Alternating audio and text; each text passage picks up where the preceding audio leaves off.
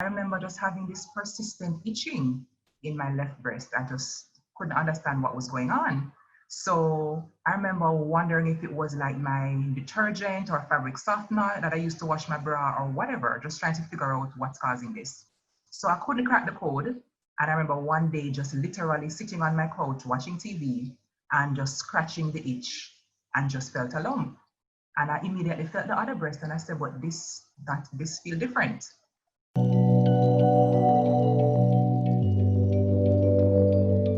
I'm Kamala McWhinney. I am now a 7-year breast cancer survivor. So I grew up as an only child, still am an only child. I was on the quieter side as a young girl, very curious about the world. And because there was only me, there were no brothers and sisters, I would play by myself a lot. My mother encouraged me to read. So whenever I would say, Mommy, I'm bored, she would say, go find a book. So that's how my childhood was. Have a lot of cousins who are like family, and of course, a lot of close friends. So it was a happy childhood. Throughout my younger years, I had two things I wanted to be when I grew up. I wanted to be first a pediatrician. So since I was probably 6 years old, I was signing my name as Dr. Kamala Patrice McWhinney. And then when I got older, I decided I want to be a fashion designer. So those were the goals and the dreams at that young age. None of them have materialized, right? But at the time, I was confident I wanted to be one of those two things. I lived the first 6 years of my life in St. Anne, and then I moved to Spanish Town, where I went to St. Catherine Primary School and then to St. Jago High School, where I had a really great high school experience. And I, of course, made some really great friends there as well, who are still friends to this day. Growing up in St. Anne, I had cousins who were very close to me. We used to go to the river. I remember when Gilbert hit, that was one of the highlights of my country experience, going to the river afterwards. So we had a really, adventurous childhood. My mother and I have a close relationship. I consider her to be my backbone on this side of heaven. And so I'm really grateful for her, from ever since until now. And my Aunt Joyce, has been one of those support systems for me as well, like a second mother in many ways. So really grateful for those two pillars in my life. Fast forward to age 30, I was living and working in Montego Bay. That was my first job ever, fresh out of university. And I remember just having this persistent itching in my left breast. I just couldn't understand what was going on.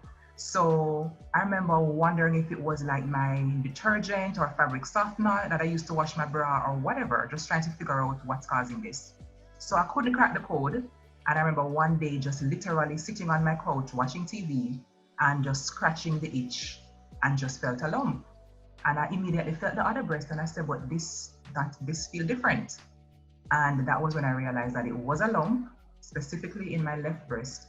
And then I started to think maybe something is wrong because that's not supposed to be there. And that's what sparked me to go to the doctor. And can I just be honest here? It took me maybe 2 weeks before I could really deal to go to the doctor. I literally sat down and said, life is just so demanding for me at the time. And I just said, I can't take this on right now. I can't take on what this might be. So give me a couple of days to just wrap my head around it and then I'll go. So about 2 weeks after, I went to the doctor. Went to my GP, who then sent me to a specialist to do an MRI. And I will never forget that day when I went. It was October 18th, 2013, right in the middle of Pinktober. I was sitting in the waiting room of the radiology center, and they had all the Pinktober ads running on the screen. And I literally remember praying and saying, Lord, please don't let this be my story. Please, God. And did the test, went back for it on October 18th, was literally on the phone with one of my best friends, Sade, and was reading through the letter. And because I have, a science background, I did biochemistry in university, I was like, oh, I can understand this letter. And I was reading through and I was like, nothing concerning so far. And I'll never forget the last line of the letter said, it was like the summary. It said, mass in left breast, strongly suspicious of malignancy. And Sade said to me, Kams, what that mean? I said, I don't know. And we just started to laugh because we just couldn't deal. We just thought this must be a joke. Of course, reality set in.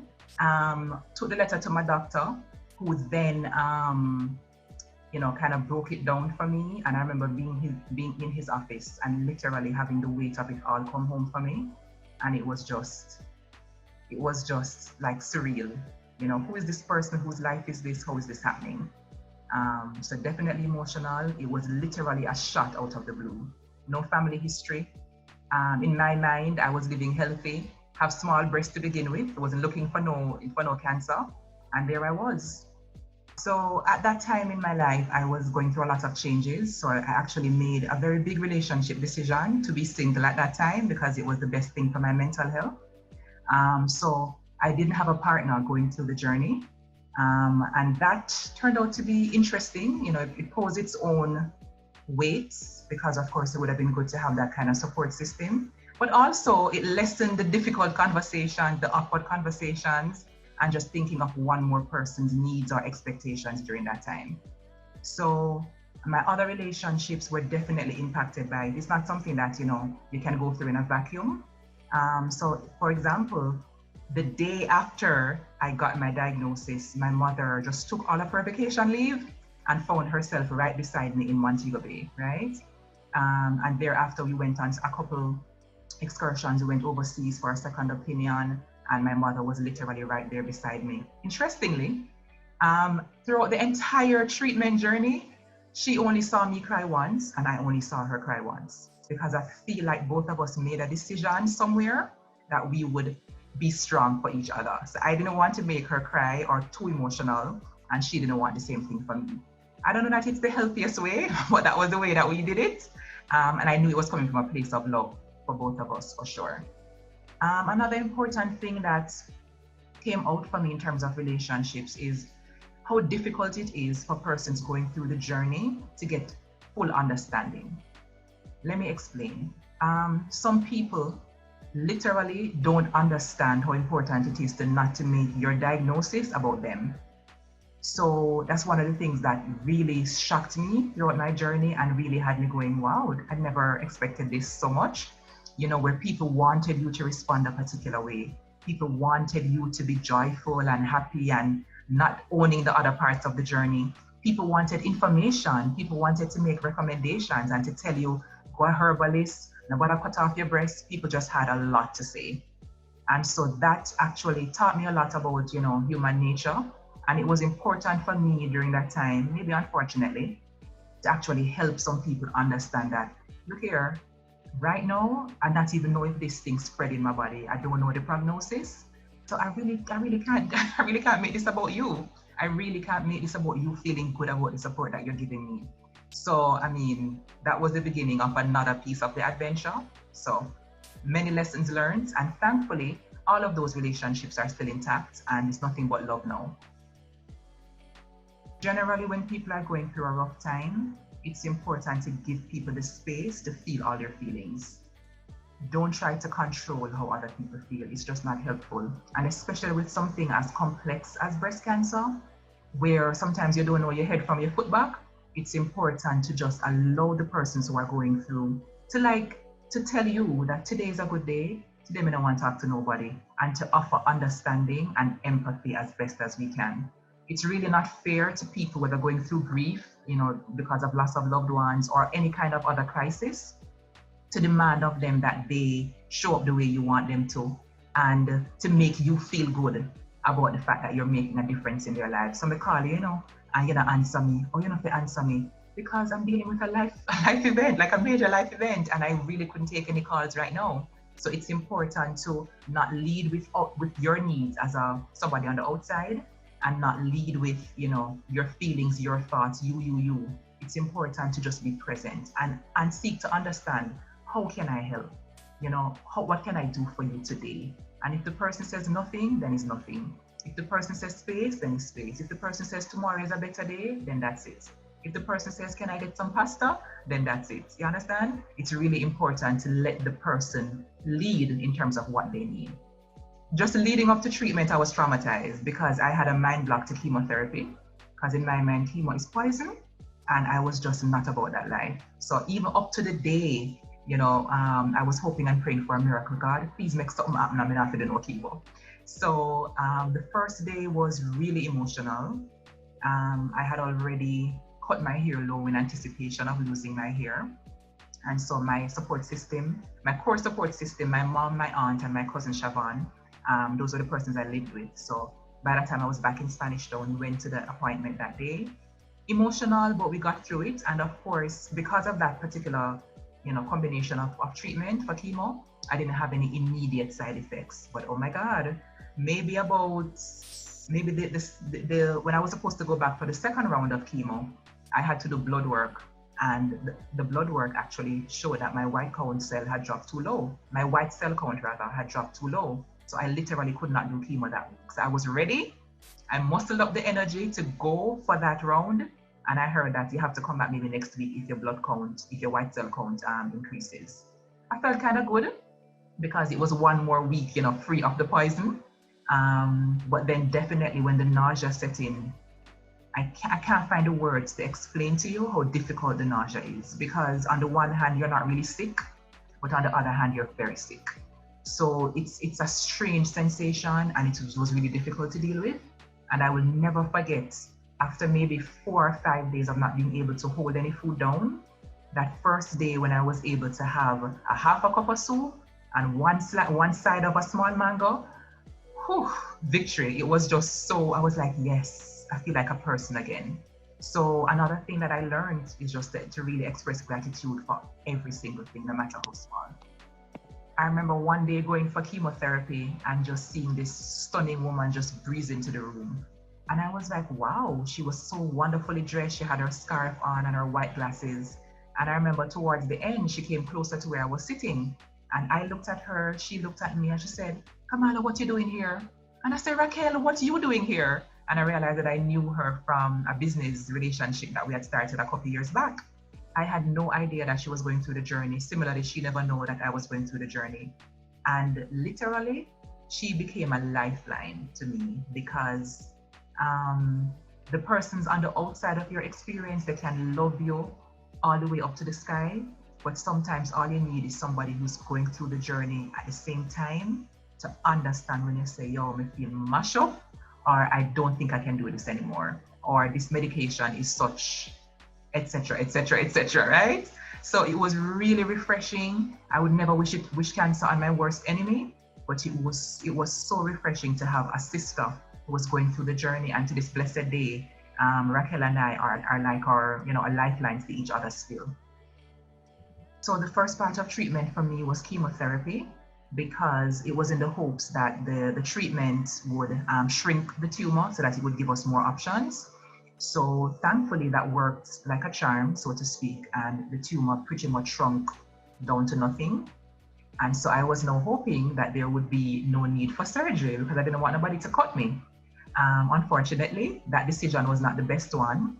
And so I made a big woman decision to say, listen, even though I don't want to have surgery on my breast, it's the best thing for me. And so surgery was the next step.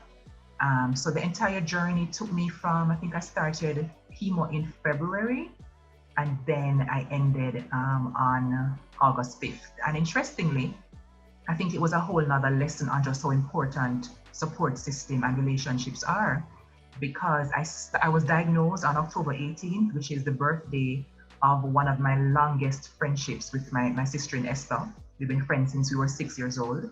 And I ended treatment on August 5th, which is the birthday of my other longest friend, Alexia. So I can never forget those dates. And I believe it was just a reminder that, listen, sometimes you have people who are just like family, and also the importance of having love in your life and support in your life.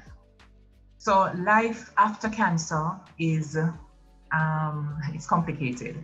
So for me, the entire journey, the entire medical journey, immediate medical journey, ended October of that year. So because after chemotherapy ended, then there was surgery, which I was dreading. And I remember saying to my surgical oncologist that I don't think I can survive a mastectomy. I don't think I can survive this psychologically. And he said to me, well, get some help. Now, remember, I'm a therapist. And at that moment, I had to accept that we need some therapy too, right? Because it was just an overwhelming decision to make. And all of what it meant was so scary for me personally. But I went ahead and did it. It was a difficult adjustment because literally, I was grateful that I had the option of getting an implant. And so, I mean, I looked normal, but after the first couple of months of getting it, you feel like it's an alien body part. You have like, what is this? You know? And so that was a very weird journey of adjusting to quote unquote a new body. Thankfully, now I'm 7 years in and I am so grateful. Like, I use grateful all the time. I don't think people really understand. I'm grateful for the small, the medium size, and the big. One, I'm still alive. Two, I don't need treatments as consistently as, right after diagnosis, for example. So I still have things I need to do, but it's nowhere near as invasive or as demanding, as, back then in 2014 when I started the journey. Absolutely, yes, there are still fears. Sometimes I feel some pains or I might have a little weird sensation, and the human mind just goes to, girl, what's going on? But the good thing is that by now my oncologist and I are like BFFs, right? According to him, it's until death do us part. So I still have my checkup. Sometimes I'm delinquent in going, but I'm trying to be a better adult. And of course, try to just stay on a healthy track, and try to manage affairs as well. The reality is that whether it's cancer or a freak accident or some other illness, we never know how much longer we have. And so one of my mantras, which has become like an antidote for the fear for me, is to just live fully. That's it. Just literally live the fullest life I can possibly live.